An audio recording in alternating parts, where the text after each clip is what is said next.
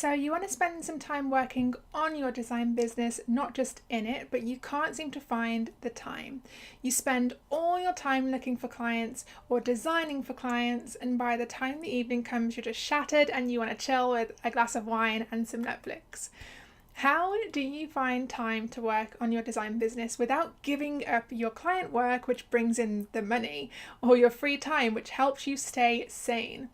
In this video, I'm going to show you how to free up to 4 hours per day, and no, that is no exaggeration. First, I have a question for you.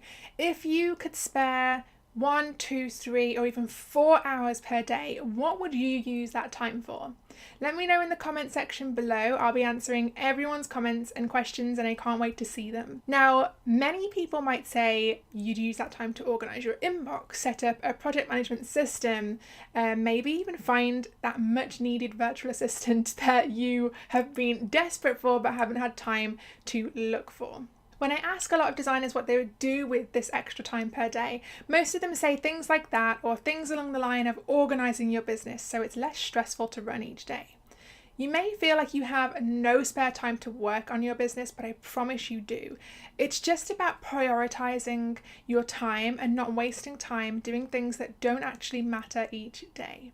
I'm not talking about client work, marketing, important things like that. I'm talking about small things that we all waste time on each day without realising. So let's dive into what they are and how to kick them to the curb. Number 1, decrease the time that you spend on your phone. According to eMarketer, the average person spends 3 hours and 57 minutes on their phone each day. It sounds crazy and you may think that you don't, but I really encourage you to download this app called Moment. I'll link to it below this video. Go ahead and download that and use it for a few days and then check how much time that you spend on your phone. I promise you'll be surprised. I thought this statistic was a bit crazy too until I did it myself, and I realised that I spend about 3.5 hours every day on my phone, which is crazy. Moment also tells you which apps that you spend the most time on, and it's usually apps like Instagram, Facebook and Pinterest. But what good is that really doing you? Looking at other people's dogs, holidays and home decor, or watching Instagram stories to see how other people's lives are going?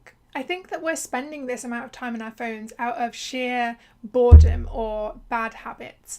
And it's a good idea to cut those bad habits so you can free up that time to put it to good use.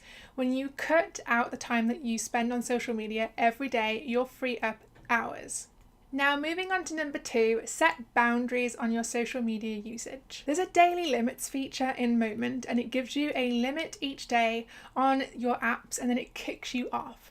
That is such a great way to ensure that you're not getting distracted and that you're using your time wisely. Number 3 is get up earlier. You could add as much as 2 hours per day every day just waking up earlier. Those are 2 hours that you could spend working on your business, setting up systems, refining your design process, refining your contract, maybe setting up a better invoicing system.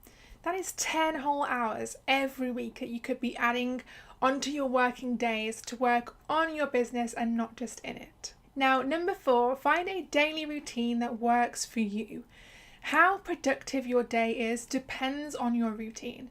I have personally found that when I wake up and I go to the gym, I'm much more productive throughout the day than I am if I just wake up and just lounge around for the morning and work from bed for a while and things like that. I just never seem to get things done when I am starting my day slowly. So I've personally found that starting it off with a healthy breakfast and a healthy workout in the gym kicks me off to a really productive day. So it's all about finding what works for you and what kind of morning routine will encourage you to have the most productive day that you can. Now, moving on to point number 5, sometimes you'll have to work on the weekend.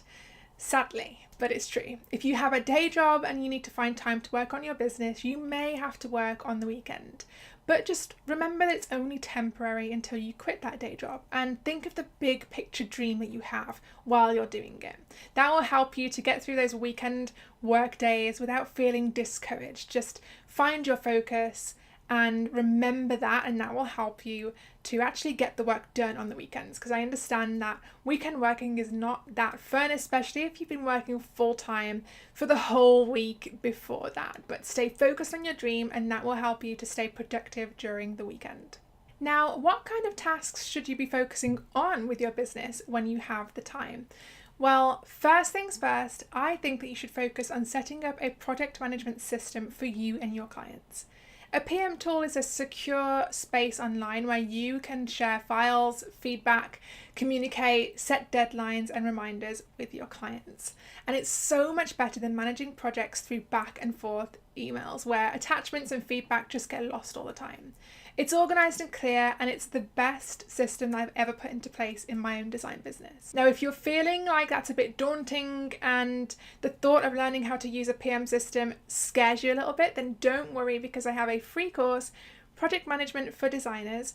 I'll link to that below this video, where you can sign up for the free course and you can learn exactly how to use my favourite PM tool, Asana, with your own design clients. Almost 3,000 freelance graphic and web designers have taken this course now and used it to improve their project management and client management. And I know and I believe that it will help you too. So click the link below this video if you want that. And if you're watching this on YouTube, be sure to like this video and hit subscribe so that you don't miss any of my future videos. I'll see you next week.